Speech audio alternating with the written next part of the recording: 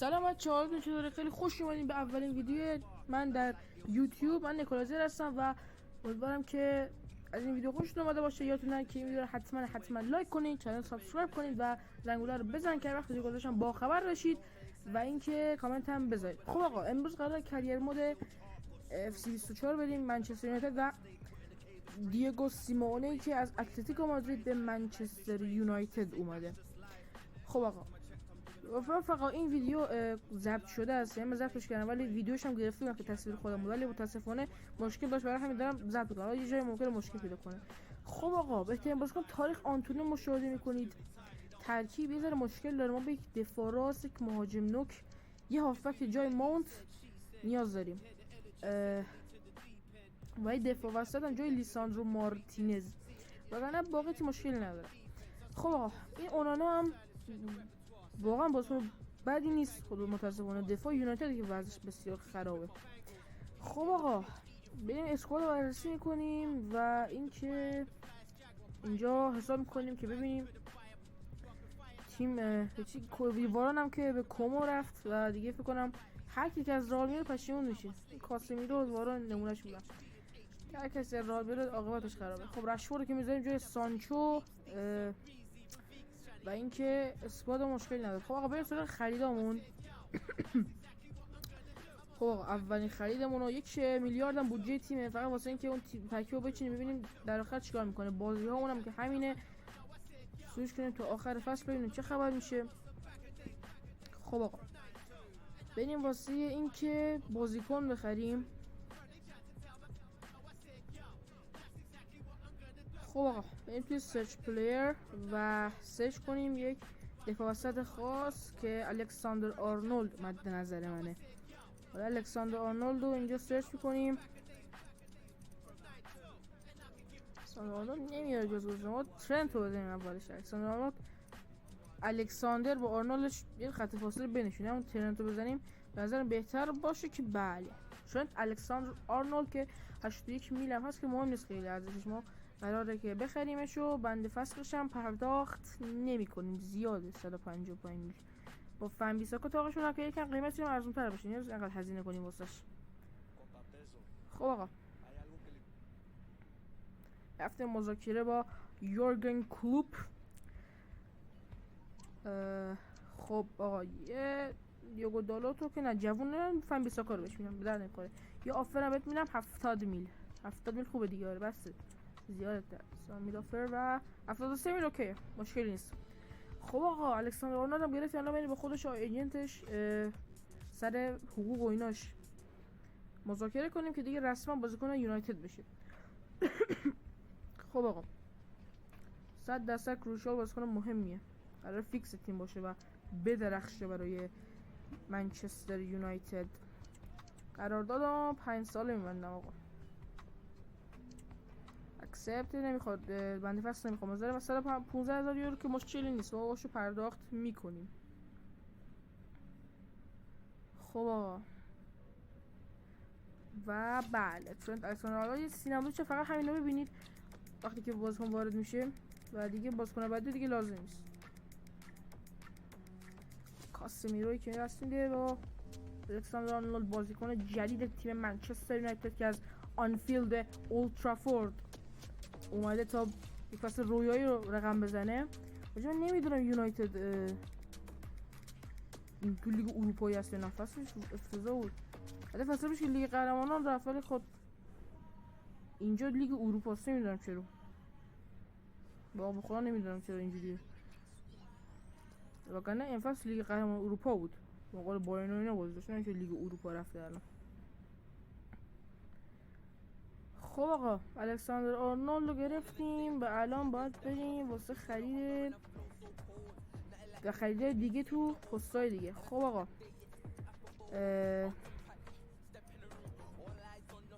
بریم ببینیم که چه کسی واسه پست میخوایم.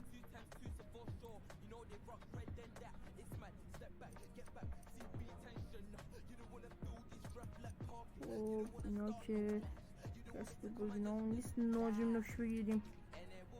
نه گریزمان که پیره، بهتر بریم توی این گزینه ها، این پوزیشن و بریم اینجا ببینیم کلیپ ببینیم چه مهاجم نکویی هست. خب کسی که توی این اعداد ما سرچ کردیم خیلی نظر خاص جلب نکرد. خب نمام نیست. بریم توی رول و میزنیم استی استرایکر. بریم تو لیگ اول سری آ رو ببینیم مهاجم نکوش کیان. خب ابراهام که نه. ببینیم که مهاجم زیر 85 من نمیخوام، زیر 85 من دوست ندارم. میخوام بزنم ایموبیله پیره، نمیخواد ایموبیله نظر جلب کنه. ببینیم کسی هست و بله لوتارو مارتینز خیلی گزینه خوبی خودش. کارم قیمتش هم از نیست. اوسیمن هم هست ولی خب نه اوسیمن خیلی نیستم من همون چیزو دوست دارم بیشتر. آره لوتارو رو دوست دارم. خب لوتارو وارد گزینه کردیم. کسی دیگه نیست. فکر نکنم کسی دیگه بخواد نظرم جلب کنه که بخرمش.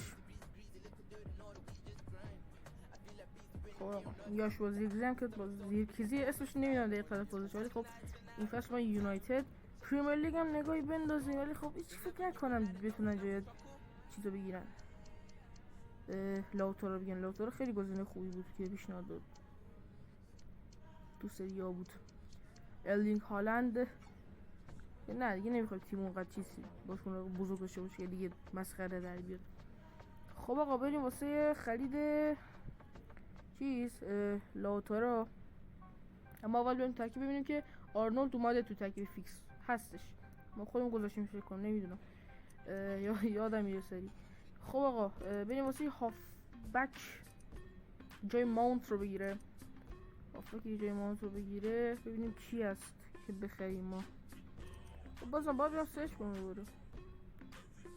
اول تیم از ببینیم کسی هست که بتونه نظرمون جلب کنه که نه نبود. و الان میرم واسه سی ام خفن بگیریم. خب سری آ میرم پریمیر لیگ. دفعه دوست دارم پی ال بگیرم. خب آقا این دل علی هم از دست بازیکنه بود که میتونست بیشتر از اینا بدرخشه، ولی خب کلا کریرش خراب شد.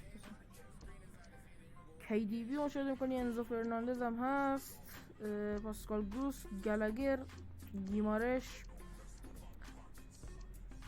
و خویلینگتون، کورتیس جونز، کوچیچ، لوکیچ، مکالیستر. هافبک زیاد داره. مکین اسمای خوب زیاد داره. اندومبله ولی خب از ما جلب نمیکنه. برناردو سیلوا چه گزینه از سیلوا بهتر. قطعا میاریمش توی لیست ترانسفر کنم. بریم برای خریدش اقدام کنیم. 91 میلیون 500 هزار یورو ارزش برناردوه که ما طبیعتا یکی پیشنهاد میدیم واسش. آره چیزی هافبک بشه. بذار جای ماست که به دردمون نمیخوره. یه پیشنهاد 80 میلیون نه 70 میلیون بهت میدم که بله قبول میکنه. آقای پپ گواردیولا که یکی از بدترین و چونه زن ترین فردای توی اف سی 24.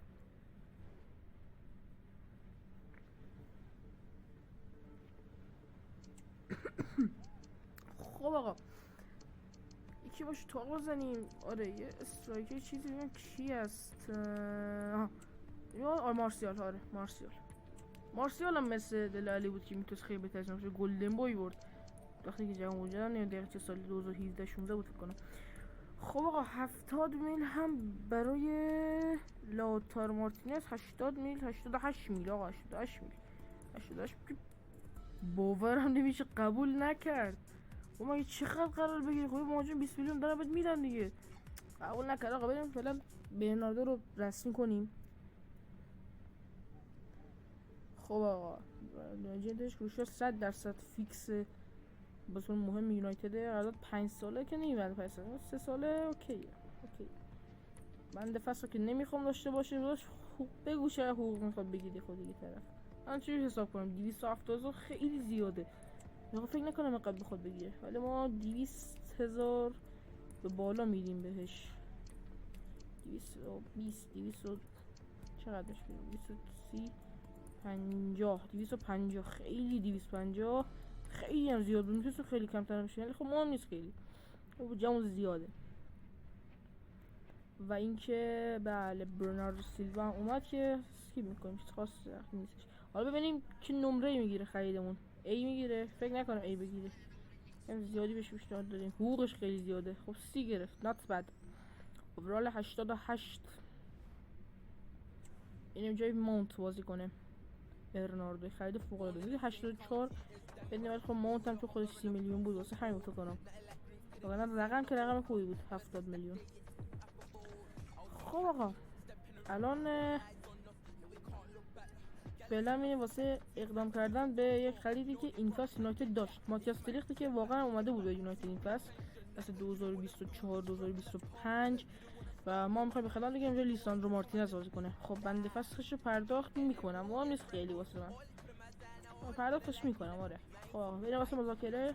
مطمئنم که نمره اف بگیره احتمالاً چون بنده فسخش زیاده، ولی خب گفتم که ما بودجه‌مون زیاده و نمیخوایم واسه چند فصل، اگه مثلا کریر چند فصلی می‌خواستیم بریم من قطعاً بالا 70 هم بهش نمیدادم.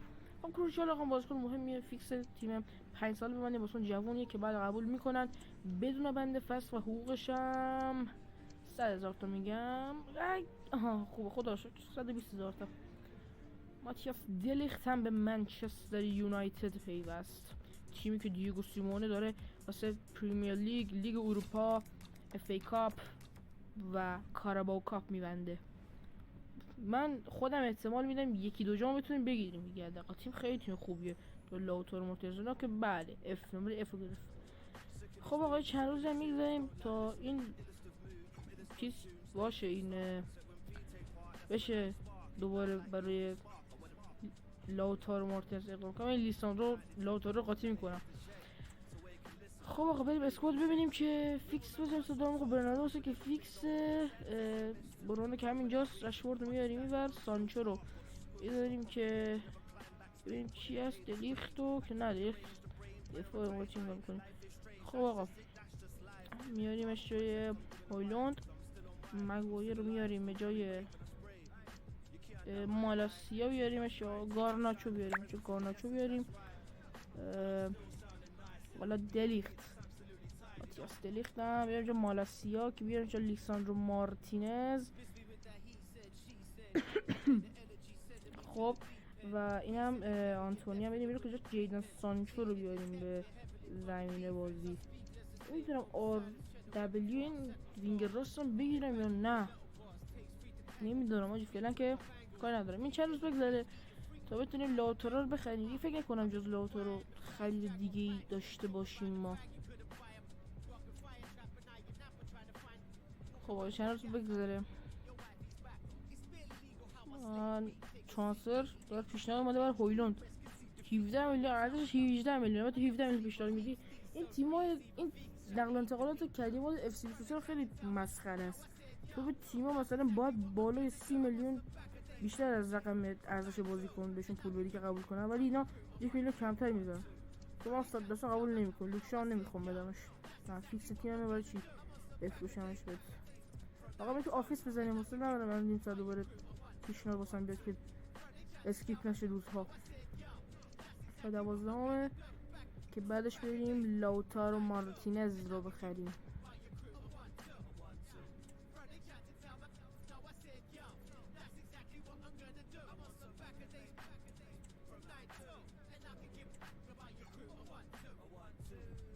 لاوتارو ببینیم واسه خریدش اقدام بکنیم. این دفعه میخوام دیگه خیلی بیشتر بشه، 100 میلیون خوش بیشتر بده. استرایکر خب آقا ببرین مارسیالو 100 میدن دیگه آقا بسته.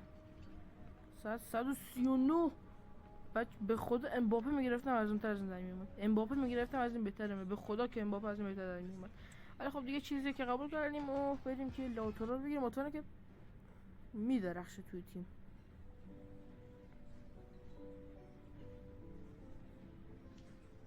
واسه خریدش اقدام کنیم. کروشال 100% که بازیکن مهم من یونایتد داره 5 ساله ببندیم باش قبول میکنه. 30 سالگیش بتونه بازی کنه واسه تیم بدون بند فصل و حقوق 150,000 تا ما بهش میدیم که وای خوبه. نه 5,000 تا کم بردیم که قبول میکنیم و لاوتارو مارتینز هم رسما و شرعاً به منچستر یونایتد میپیونده. خب آقا اسکیپ و اینتر تو من یونایتد فکر کنم نمیدونم نمره نمره بالایی بگیره، خیلی زیاد داریمش. دی گرفت ناتس بدم که نه بده تقریبا نیاز و تلاشی بیشتره. خب آقا ما بریم فیکس بکنیم این لاتارو رو هولن هم ترکیبه. ما این فیکس بکنیم اینو. هری مگایر بیاد در نمیخوره. خب هری مگایر رو بذاریم اونجا که جاش بتونیم لاتارو رو بذاریم و بله دیگه آماده شیم واسه مسابقات پریمیر لیگ. خب آقا سراغ این که این تا آخر فصل تمام هم نمیشه آجی، زیادم بازه، خیلی زیاده و بله کسی دیگه نداره. خب تا همین 20م میبندیم با این تیم و ای بابا بعد از بازی دوستانه پیش بست کنید. بابا دوباره خراب کردین ها که یادیم عقب اینجوری. خب خوبه مشکل نداره. تا 20 بعد بازی بعد هفته 38 که آخرین فصل حضورمون تو چیزه بریم سراغ اولین بازی بچه‌ها. این نتایج دیگه خودتون ببینید دیگه، من حالا خیلی هاشونو چیز نمی‌کنم، فقط بازی مهمه. بازی که نه اون بازی بستگی داره که فینال جایی را پیدا کردیم من اون بازی میکنم. مثلا اگه لیگ اروپا فینال رفتیم من اونجا بازی میکنم، گیم پلی ریز ازش میام.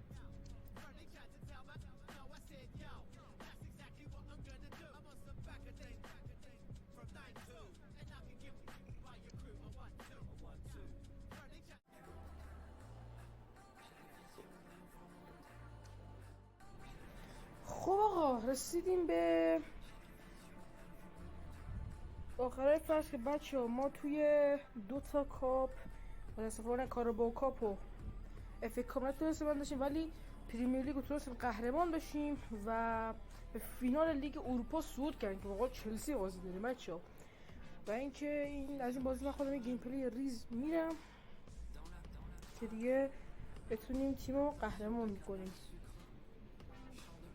فینال مقابل تیم چلسی یه اتکینگ هایلایت هم ازش بریم و اینکه واقعا خودم راضی بودم. خودم گفتم که 1-2 جام امکان داره ببره تیم، ولی خب متاسفانه تو فینال اف ای کاپ فکر کنم یا کاراباو کاپ بود که ما متاسفانه بازی رو باختیم و تو 2 بازی پیاپی کلا هر 2 جام از دست، هر 2 جام داخلی رو. ولی خب خوب شد لیگو بردیم و الان هم فینال لیگ اروپا است که با تیم چلسی بازی داریم.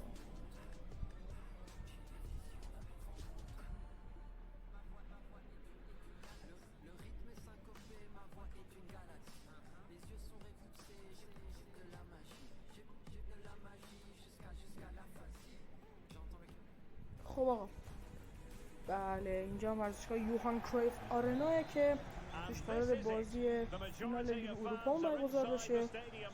خب آقا موقعیت اول لانکاس خوب بودن که از این موقعیت استفاده کنیم. دقیقه 20 بازیه باز تو ارسال بلند واسه لاتارو پنالتی برای من یونایتد. فیفا رو چه خطا بدی انجام داره. کاپیتان برونو فرناندز اون کسی بهتر ازش که نه برونو خود پنالتی زنه خیلی خوبی هستش. میزنم چپ بالا، چپ بالا رو میزنم. وای بوفا رو نمیشه گرفتش، لعنت به سانچز. خب آقا بریم مثل حمله بعدی دقیقه 27 بازی. کاسمیرو این پایین واسه الکساندر آرنولد که شما 4 برداشت. برونو فرناندز شما 8 بود صاحب توپ میره واسه ترتیب دادن یک حمله. برونو، لاوتارو مارتینز، برناردو سیلوا، کاسمیرو پاس واسه لاوتارو که لاوتارو بود تو لو داد. کورنر کیک برای من یونایتد. کورنر میخوام بزنه که برونو پشت توپه. یه آرنولد فکر کنم بهتر بتونه بزنه کورنر. یه آرنولد که بهتر بزنه یا نه. خب آره میگه آرنولد بزنه. بله آرنولد سانتر انجام میده رو سر کاسمیرو که نتیجه نمیده و این وقت هم از دست میده. حالا دوباره کورنر که نه یک موقعیت ضربه ایستگاهی نزدیک به محوطه جریمه که لیساندرو کیو با بده آرنولد. بله آرنولد بود. خب آقا این ارسال آرنولد که نتیجه نداد و خب که از دست دادیم کلن. برام نمیشه اوه سولوران خیلی حساس. این اعتماد تک به تکی که آره خیلی موقعیت حساسیه. بتونیم یه گل بزنیم دیگه قهرمانی لیگ اروپا هم تضمین میشه. بازی قهرمان لیگ اروپا میشیم. حالا یه سانچو که نرسید، پاس واسه برونو فرناندز، کاسمی رو خراب شدیم موقعیت. آها حالا باز لوکشا حرکت میکنه. لوکشا یه پاس و وای موقعیت ما دست میره و تموم شد بازی. حاجی پشمام، قهرمان لیگ اروپا شدیم با اینکه من هیچ گلی نزدم. قهرمان لیگ اروپا میشیم و صحنه بردن جام توسط برونو از دست نمیدیم. بله چلسی با اینکه یونایتد خیلی اذیت کرده و توی اف ای کاپ فکر کنم نذاشته، تو امارات کاپ اف ای کاپ نذاشت از راند 16 بود یک 8 بالاتر بریم و تو لیگ هم یه بار ما رو برد و یه بار باش مساوی کردیم. خیلی اذیت چلسی ما رو و بالاخره انتقاممون رو بعد ازش گرفتیم و فینال لیگ اروپا رو ما برنده میشیم. خیلی هم عالی آقا. رفقا اینکه شما دوست دارید چه تیمی من همین شکلی کریرمو برم حتما تو کامنت ها بهم بگید و اینکه لایک و کامنت رو یادتون نره که من آخر اینطور خدافظی ویدیو بهتون میگم و دستای برونو شده اینجوریه و جام بالا میره توسط برونو فرناندز پرتغالی که میخواست یونایتد واقعا شاهکار کرده بود با مربیگری دیگو سیمونه. اولین فصل روزش در یونایتد بود و اینکه بسیار عالی بازی کرد. خب آقا ما قهرمان اروپا لیگ شدیم، لیگ اروپا، و اینکه پس تیم‌ها سخت برمونیم. دیگه تیم‌های قدر خیلی بزرگی اومده بودن از لیگ قهرمانان که سوم گروهشون شدن اومدن لیگ اروپا، ولی من هنوز نمیدونم چرا یونایتد تو لیگ اروپاست. سال پیش فکر کنم، نمیدونم آپدیت نکردم. خب ما فصل تموم شد و اینکه ما هم تونستیم 2 جام رو برنده بشیم، پریمیر لیگ و یکی لیگ اروپا. خب آقا این هم آمار ما 62 بازی، 44 برد، 10 مساوی، 8 باخت، 136 گل و 72 گل خورده رو داشتیم. و اینکه اینجا دیگه ببینیم که چیکار کردیم. خب لیگ رو که بردیم ما و بله ما فکر کاراباو کاپ فینال باختیم، پریمیر لیگ رو بردیم، لیگ اروپا هم بردیم